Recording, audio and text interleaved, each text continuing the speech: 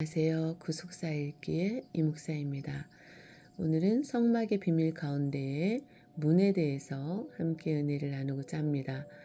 문은 여닫게 해놓은 물건, 건물의 출입을 용이하게 만든 곳을 말합니다. 성막에는 출입문이 세 곳이 있는데 세 곳 모두 동쪽에 있습니다. 성막들에 있는 뜰의 문과 문장은 출애굽기 27장 13절에서 16절, 38장 13절에서 15절, 18절에서 19절, 성소 입구의 문과 문장, 출애굽기 26장 36절에서 37절, 36장 37절에서 38절, 지성소의 입구와 그 휘장, 출애굽기 26장 31절에서 33절, 36장 35절에서 36절입니다. 문을 가리키는 히브리어 페타흐는 열다, 풀다, 놓아주다 라는 뜻을 가진 파타흐에서 유래하였습니다. 욥기서 12장 18절, 이사야서 5장 27절, 58장 6절, 에레미야 40장 4절, 특별히 회막문이라는 표현은 문 자체보다 그 문 바로 앞을 가리키기도 하며 뜰 입구부터 회막의 입구까지를 포함한 뜰 전체를 가리키기도 합니다. 출애굽기 29장 11절, 32절, 42절, 33장 10절. 첫째, 문들의 크기. 전체 성막의 입구인 뜰문은 높이 5규빗, 2.28m, 너비 20규빗, 9.1m이고 출애굽기 27장 16절, 18절, 38장 18절. 성소로 들어가는 입구의 문은 높이 10규빗, 4.56m 이상, 너비 10규빗이며 성소에서 지성소로 들어가는 입구에도 성소와 성소의 문과 동일한 크기의 문이 있는데 이 세 문은 모두 휘장으로 되어 있습니다. 각 문의 휘장은 기둥과 받침에 의해 세워지는데 뜰 문에는 4개의 기둥과 높받침, 출애굽기 27장 16절에서 17절, 28장 19절, 성막문에는 5개의 기둥과 높받침, 지성소 입구의 휘장에는 4개의 기둥과 은받침이 있습니다.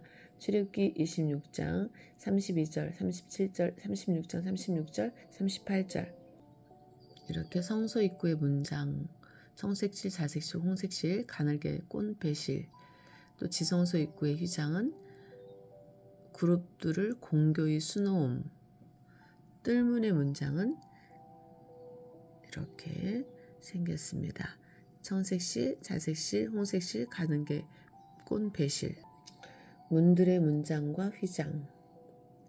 뜰문의 문장, 뜰 사면의 포장은 세마포 포장이며 높이는 5규빗, 2.28m, 길이는 남쪽에 100규빗, 45.6m, 북쪽에 100규빗, 서쪽에 50규빗, 22.8m이며 동쪽은 뜰 문 좌우로 각각 길이가 15규빗, 6.84m 되는 세마포 장을 쳤고 뜰문은 길이가 20규빗, 9.12m입니다. 출애굽기 27장 9절에서 16절, 38장 9절에서 16절, 18절. 뜰문의 문장은 성막 제일 안쪽의 앙장, 내부 앙장과 동일한 4가지 색상의 실, 청색, 자색, 홍색 실, 가늘게 꼰 배실로 수놓아 짜서 만들었습니다. 출애굽기 27장 16절, 38장 18절. 이 문을 통해서만 하나님의 성막 안으로 들어갈 수 있습니다. 하나님 앞에 제사 드리기를 원하는 자는 누구든지 이 문을 통해 언제나 들어갈 수 있습니다. 그런데 성막을 중심으로 12지파가 사방에 3지파씩 진을 치고 있었으므로 사방에 하나씩 문을 낸다면 어느 지파나 들어가기가 편리했을 것입니다. 그러나 하나님께서는 오직 동쪽에만 문을 내도록 하셨습니다. 출애굽기 27장 13절에서 16절, 38장 13절에서 15절, 18절. 두 번째, 성소 입구의 문장과 지성소 입구의 휘장. 회막 가로 성막은 가로 회막 성소를 의미하는데 일반 백성이 출입할 수 없으며 제사장들만 들어가서 하나님을 섬기는 곳이었으므로 성막문, 회막문을 위하여 장을 만들었습니다. 출애굽기 26장 36절, 36장 37절. 그리고 지성소는 1년에 하루 대속제일에 대제사장만 출입할 수 있으며 그 입구의 휘장은 지성소를 가리는 차단과 보호의 역할이 컸습니다. 출애굽기 26장 31절에 33절, 36장 35절, 40장 3절, 21절. 또한 언약궤가 이동 중일 때에는 지성소 입구의 휘장이 언약궤를 덮어 가리는 목적으로도 사용되었습니다. 민수기 4장 5절. 성막에 사용된 널판의 길이가 10규빗이었는데 출애굽기 26장 16절, 36장 21절. 기둥이 널판과 같은 길이라면 성소 입구의 문장과 지성소 입구의 휘장의 길이는 은받침과 놋받침의 길이를 고려해 볼 때 10규빗 4.56m보다 조금 더 길었을 것입니다. 세 번째, 문들의 휘장과 문장의 제작. 성막에 있는 세 개의 문은 지성소 입구의 휘장, 출애굽기 26장 31절에 33절, 36장 35절, 성소 입구의 문장, 출애굽기 26장 36절에 37절, 36장 37절에 38절, 뜰문의 문장, 출애굽기 27장 16절, 인데 모두 청색, 자색, 홍색 실과 가늘게 꼰 배실로 아름답게 수놓은 장으로 만들어졌습니다. 그리고 오직 지성소 입구의 휘장에만 그 위에 그룹을 공교히 수놓았습니다. 출애굽기 26장 31절. 모든 문의 휘장 또는 문장이 청색, 자색, 홍색 실과 가늘게 꼰 배실로 수놓아 만들어진 것은 유일한 구원의 문이신 예수 그리스도의 네 가지 모습을 나타냅니다. 첫째, 청색, 자색, 홍색 실과 가늘게 꼰 배실로 수놓아 짬. 첫째, 청색은 테켈레트. 청색은 유대인들에게 무한히 높고 넓으며 청명한 하늘의 색을 의미하며 여러 가지 색깔 가운데 항상 첫 번째로 언급되었습니다. 당시 페니키아인들은 지중해 연안에서 자생하는 하늘색 조개 껍질에서 청색실을 만드는 염료를 추출하였습니다. 청색실은 성막의 내부 앙장이나 성소 입구의 문장과 휘장, 대제사장의 에봇과 받침, 겉옷, 판결 홍패 등 제사장 의복을 지을 때 많이 사용되었습니다. 출애굽기 26장 1절, 31절, 36절, 28장 5절에서 6절. 성막 재료나 제사장 의복에 사용된 하늘 빛깔의 청색실은 하나님의 한없이 넓은 사랑과 무한하신 은혜, 그리고 장차 이 세상에 오실 그리스도의 신성을 나타냅니다.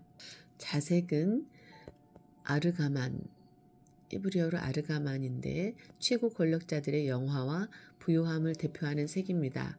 감독과 방백이 입은 옷이 자색이고 에스겔서 23장 6절 비유 가운데 한 부자가 입었던 옷이 자색이었으며 누가복음 16장 19절 마지막 때 큰 성 바벨론이 가지고 있던 극도의 사치품 중 하나가 자색 옷이었습니다.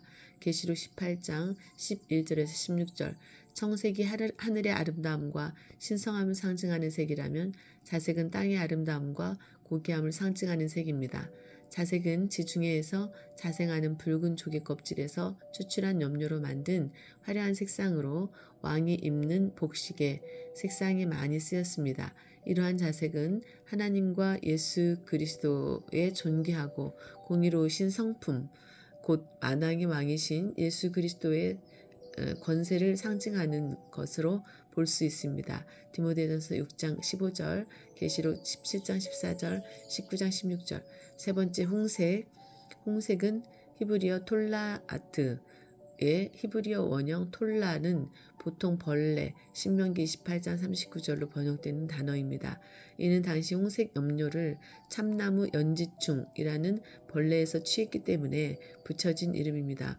홍색은 붉은 피를 생각나게 합니다. 구약 시대에 끊임없이 반복되었던 피 흘려 드린 제사들은 이스라엘 백성으로 하여금 피 흘림이 없이는 결코 죄를 사함받지 못한다는 사실을 상기시켜 주었을 것입니다. 히브리서 10장 3절에서 히브리서 9장 22절. 그러나 이 제사를 통해 해마다 죄를 생각나게 하는 것은 황소와 염소의 피가 능히 죄를 없이 하지는 못하기 때문입니다.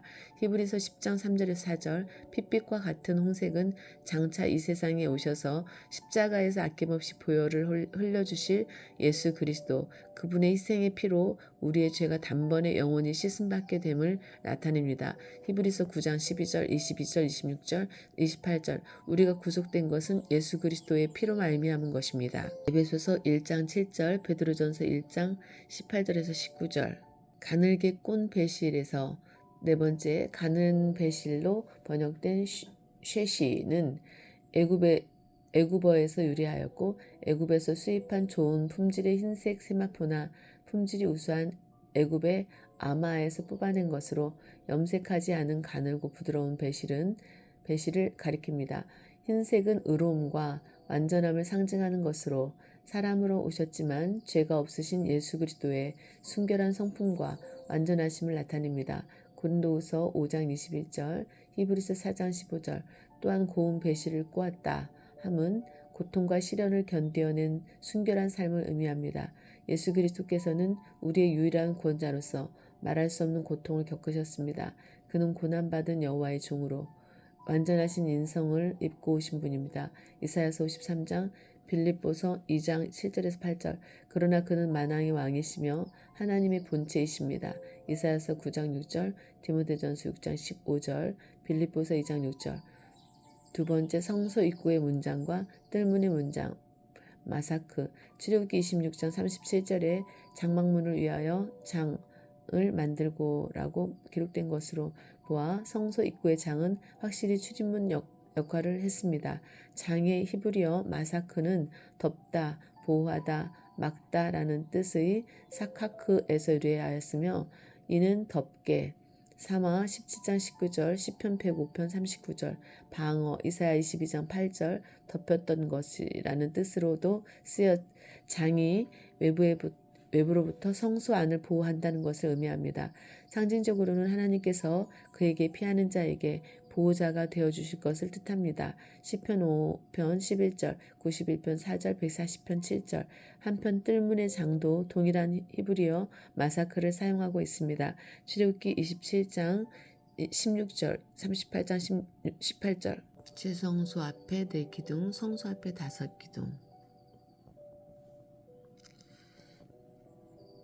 지성소 입구 휘장의 4기둥과 성소 입구 문장의 5기둥 그리고 뜰문 문장의 4기둥 성소 입구의 문장에는 기둥 5개와 각 기둥의 높받침이 있었으며 출애굽기 26장 37절 36장 38절 뜰문의 문장에는 그 기둥이 4시고 높받침이 4입니다. 출애굽기 27장 16절에서 17절 38장 18절에서 19절 모세는 하나님께서 지시하신 순서를 따라 맨 먼저 지성소 입구에 휘장을 만들고 출애굽기 26장 31절, 36장 35절 네 기둥을 만들어 그 위에 휘장을 드리웠습니다. 출애굽기 26장 32절에서 33절 그리고 성소 입구의 문장을 만들고 출애굽기 26장 36절 그 문장, 휘장, 장, 문과 창을 문에 쳐서 늘어뜨리는 휘장을 위하여 5기둥을 만들었습니다.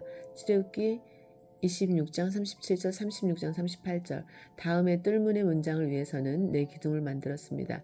출애굽기 27장 16절 38장 19절 성소 입구의 기둥이 5개로 지성소 입구의 기둥보다 하나 더 많은 것은 4겹의 앙장과 덮개를 받치고 있는 출입구 쪽에 훨씬 더 많은 힘이 필요했기 때문일 것입니다. 그래서 기둥 2개씩 나란히 붙여 양편 널판 끝과 맞닿게 하여